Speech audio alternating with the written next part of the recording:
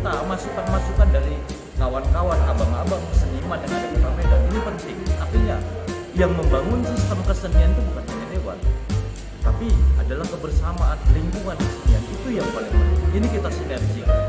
Artinya elaborasi itu penting. Kalau selama ini semua berjuang ditampilkan di dunia, sekarang kita kan bisa merasa berkecamatan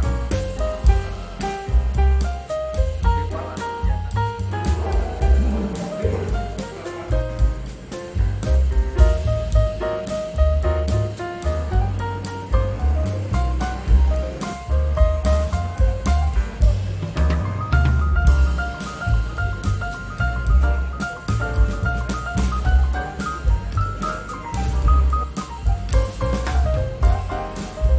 Halo Bung Adi, apa kabar? Wah, ini para seniman Medan ini lagi ngapain ini? Pada kumpul apa ini? Ngopi ya. Sering ngopi-ngopi gini? Sekali-sekali ya. Apa yang mau ini? Yang mau dibahas ini? Katanya cakap-cakap. Di sini ada Bung Rudi. Halo Bung Rudi, selamat sore. Bung Aki Aswana, waduh ini mantan mahasiswa Unimed dulu ya. Sekarang sudah menjadi apa sekarang? Di mana Bung Aki? Wah, mantap, bagus, good ya. Halo Togu, banyak karya Bung Togu. Ferdi, kenapa? Gimana? Ini bersebelahan dengan Bung Handono nih ya. Nampaknya mantap ya.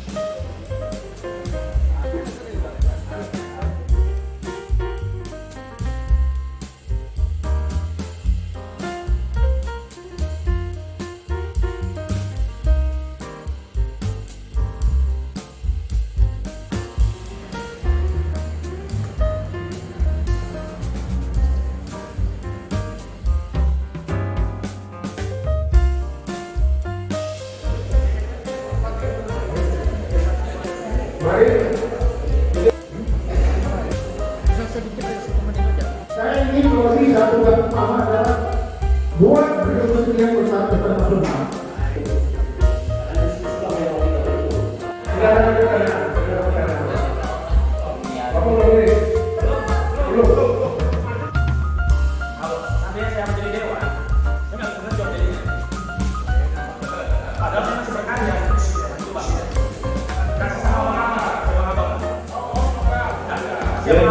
Dewan yang baru ini bukan sebagai agen, tidak sebagai agen, tidak sebagai.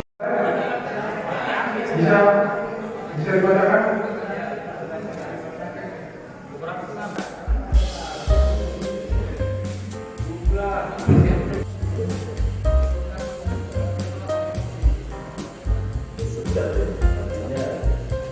Sistem segala macam itu akan kita lakukan secara bertahap.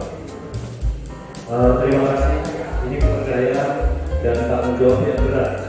Tadi dari awal saya tidak kepingin.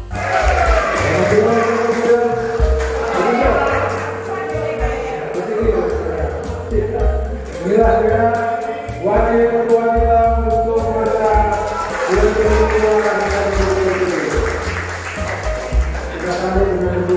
Assalamualaikum Bung Hafiz. Waalaikumsalam warahmatullahi wabarakatuh. Selamat ya Bung Hafiz. Saya melihat sendiri ini prosesnya tadi dari awal bagaimana teman-teman seniman telah bermusyawarah pada hari ini 4 Februari 2022 ini sebanyak 44 seniman memberikan suara di dalam pemilihan Ketua Dewan Kesenian Medan periode 2022-2027. Nah, dari keputusan teman-teman yang memilih tadi, Bung Hafiz menempati suara terbanyak dengan suara 19 dari 44. Kira apa harapan Bung Hafiz nantinya setelah kepengurusan yang baru ini? harapan kita bersama ini sebenarnya berangkat dari kerinduan kita, membenahi sistem yang kita bicarakan dari awal, sistem yang tidak bergerak. Artinya siapapun sehebat apapun, kalau sistem itu digerakkan dengan pola yang salah, semua akan salah. Ini Rembuk Seniman ini kan kita lakukan sampai musyawarah.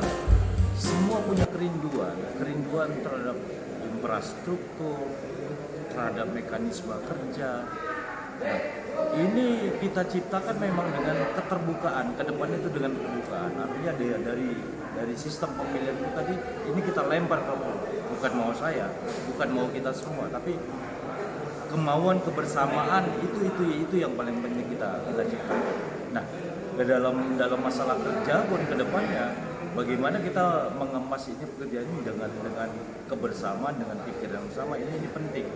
Artinya banyak yang PR kita buat Kota Medan sebagai kota nomor 3 terbesar di Indonesia, banyak sangat PR yang kita tidak bicara program dulu, tapi nanti ke depannya cita-cita kita bagaimana sistem ini bisa bergerak, sistem ini bisa digerakkan, bergerak dan digerakkan. Ini pola pikir, ini mindset. Artinya konsep apa, strategi apa nih, nanti kita beri. Artinya kepengurusan penting sebagai legalitas untuk kebersamaan sebuah lembaga yang sah. Tapi kita juga tidak menafikan akan meminta masukan-masukan dari kawan-kawan abang-abang seniman yang ada Kota Medan. Ini penting. Artinya yang membangun sistem kesenian itu bukan hanya dewan, tapi adalah kebersamaan lingkungan kesenian, itu yang paling penting. Ini kita sinergikan. Artinya elaborasi itu penting. Artinya inilah keterbukaan kita. Sehingga sistem pemilihan pun kita buka. Tidak ada yang kita tutup satupun. Tidak ada embel-embel apa. Jadi kursi yang di hadapan atau di belakang saya ini kursi panas, ini beban. Tapi itu adalah bukan beban yang memberatkan kalau kita bekerja sama. Kalau sistem berjalan. Assalamualaikum Bung Aprion. Waalaikumsalam. Nampaknya ini kerja keras dari Bung Aprion beberapa bulan, yang tanggal 27-28 Oktober 21 yang lalu ya. Ya, Bahwa inilah sebagai puncak daripada harapan Rembuk Seniman hingga Musyawarah Seniman hari ini, yang kita lihat tadi bersama-sama telah dapat pengurus yang baru ya, Bung Aprion. Gimana kira-kira Bung Aprion nanti harapannya? kita berharap wali kota nanti berkenan lah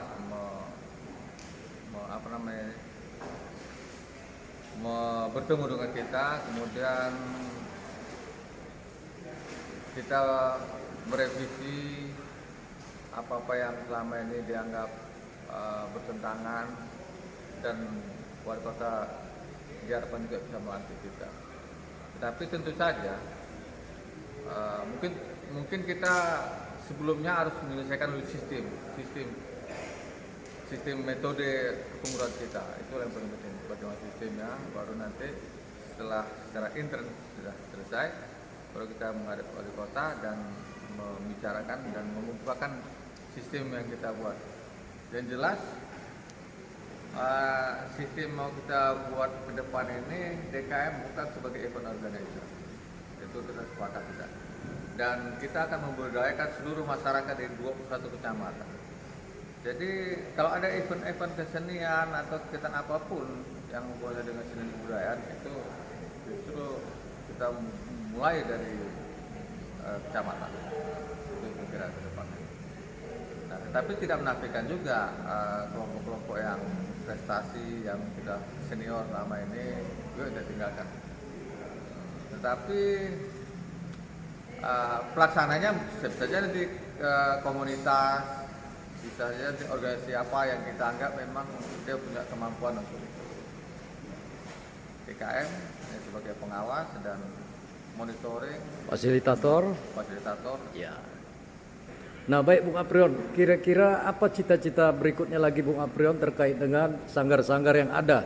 Kalau kita bilang tadi, kata Bung Aprion ada di berapa? 21 kecamatan di Medan ini. Tentu setiap kecamatan itu memiliki sanggar-sanggar ya, komunitas seniman atau seni yang sebagainya. Kira-kira seperti apa prioritasnya nanti, Bung Aprion? Prioritas pertama bagaimana sangkar-sangkar yang selama ini tidak tersentuh sehingga stagnan. Kita akan coba mendongkrak mereka supaya hidup kembali lewat kegiatan yang kita lakukan antar kecamatan nanti kan. Dan kalaupun memang kita anggap punya kualitas dan layak untuk dikonsumsi secara lebih luas, maka kita akan giring dia ke gedung pertunjukan. Nah, tentu saja memang ini tidak mudah.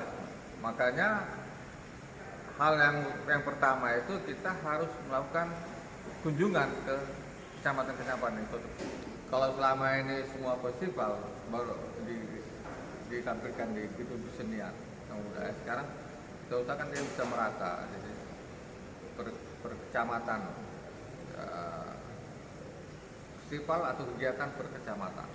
Juga mencari kira-kira sanggar-sanggar apa aja yang ada di kecamatan itu. Sifatnya menumbuhkan lah yang selama ini ada ayam stagnan, nggak bergerak karena anggota nggak ada, itu kita dorong supaya hidup. Iya, Bung Aprion. Kalau kita melihat memang potensi kesenian di Medan itu tidak hanya pada aspek sumber daya manusia atau senimannya saja, tapi infrastruktur atau prasarananya ya, sarana maupun prasarana daripada kantong-kantong kesenian yang ada di Medan ini, kesenian di Medan. Pastilah. Contoh aja misalnya bagaimana kita lihat gedung Taman Budaya ini yang sangat precious sekali dan hampir nyaris memang tidak layak lagi lah.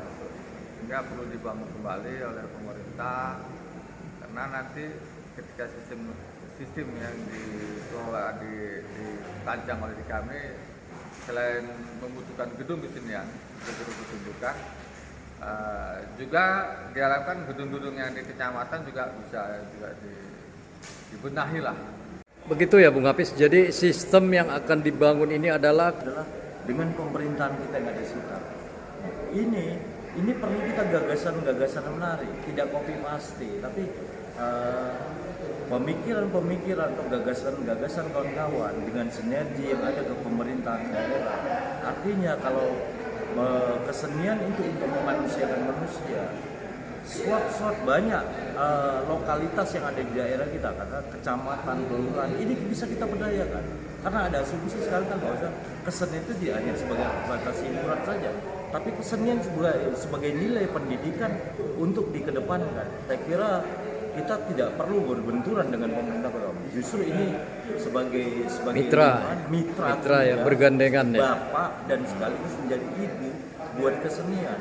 Apapun ceritanya, bagaimana juga sistem itu nanti kita akan dipayungi hukum secara legalitas bahwa lembaga ini penting dan urgent untuk diurus dan dirawat. Hafiz, kalau kita lihat nih Medan ini sangat plural ya, sangat plural dari berbagai macam etnis yang kita lihat itu sangat dinamis sekali gitu ya. Kalau kita melihat bagaimana aspek kebudayaan yang berkembang di Medan ini, tentu itu sangat sangat berwarna, dalam tanda petik itu berwarna. Tentunya mereka punya karakter dengan latar belakang entitas daripada etnis-etnis yang ada di kota Medan ini. Nah, dalam peta kebudayaan kita, atau katakanlah di sini kita persempit aja dalam peta kesenian, potensi kesenian yang ada di Medan ini, kira-kira yang paling mendesak untuk penanganan dari Dewan Kesenian Medan ini terkait dengan dinamika kesenian kita di Medan yang begitu pluralnya ya. Nah, potensi itu kalau kita lihat kan di katakanlah kota Medan sebagai kota nomor 3 yang saya ungkapkan kota nomor 3 terbesar di Indonesia. Ini penting untuk disatukan. Artinya kenapa? Potensi itu besar. Dari tahun 60-an sampai 70-an itu banyak potensi yang kuat. Apakah dari seni suara, perupa, seperti di Simpasri, kemudian teater. Ini salah satu penilai kita nanti ke depannya untuk mendongkrak Pak Wali. Kita akan berdialog dengan Pak Wali. Kalau mungkin nanti di Ketua DPR kita akan buat RDP seperti apa, masukan-masukan. Infrastruktur itu penting. Apakah kita punya gedung kesenian? Tidak. Apakah kita punya ruang pameran untuk memamerkan hasil karya-karya yang sangat dasar itu? Museum gimana Bung Apis? Museum juga penting. Artinya museum juga bisa dikerjakan untuk tidak hanya benda-benda purbakala, tapi nilai-nilai pendidikan yang bisa kita sisipkan ke dalam itu penting. Artinya museum sama juga ada nilai pendidikan yang dikedepankan. Tapi kita butuh ruang, gedung pertunjukan, ruang pameran, galeri, sekelas galeri nasional kita tidak punya di Medan. Ini kan penting. Artinya potensi itu juga perlu disauti. Apa kebutuhan seniman yang ada di Medan? Saya kira nanti Pak Wali, Dinas Kebudayaan dan Pariwisata juga butuh menganalisa, membuat kajian secara akademis kebutuhan masyarakat Medan, kota metropolitan yang sangat plural ini. Artinya ini potensi itu kuat. Apakah tadi kita sinergikan dengan kampung, desa atau kecamatan? Sanggar-sanggarnya gimana Bung Apis ya? Ya, sekarang kan basic kalau secara utuh dengan manual, tapi kita punya teknologi yang bisa kita sauti. Artinya pemerintah kota atau dinas kebudayaan atau pariwisata, bahkan Dewan Kesenian nantinya bisa memberi masukan-masukan berarti kepada perusahaan-perusahaan swasta yang tentang teknologi atau bekerja sama dengan pemerintah kota kita. Saya kira itu sudah dilakukan. Tinggal muatan, isi, konten di dalamnya itu perlu kita perjuangkan dan perlu kita persiapkan. Apa kebutuhan-kebutuhan yang dibutuhkan oleh seniman kota terbesar nomor 3 ini. Aku kira seperti itu. Oke, baik Bang Apis, kita sampai di sini dulu. Mudah-mudahan nanti kedepannya DKM bisa menjalankan apa yang menjadi cita-cita daripada seluruh pengurus yang nantinya akan dikomandai oleh Bang Apis ya. Mudah-mudahan bisa berjalan dengan baik sesuai dengan apa yang kita harapkan bersama. Selamat sore, assalamualaikum, selamat bertugas, menjalankan amanah. Baik, Bung Aprion, mudah-mudahan cita-citanya ini menarik ya, bagus ya, terwujud nanti menjadi harapan kita ke depan. Dan begitu juga kepada pemerintah kota tadi diarahkan ya, supaya bisa nanti bersinergi dengan baik, sehingga kita para seniman, pelaku-pelaku seni, masyarakat, pelajar, mahasiswa, seluruh komponen masyarakat ini yaitu bisa mendapatkan manfaat dari kehidupan kesenian di Medan ini semua ya. Baik, terima kasih Pak Aprion, selamat bertugas. Assalamualaikum warahmatullahi wabarakatuh. Sampai bertemu lagi.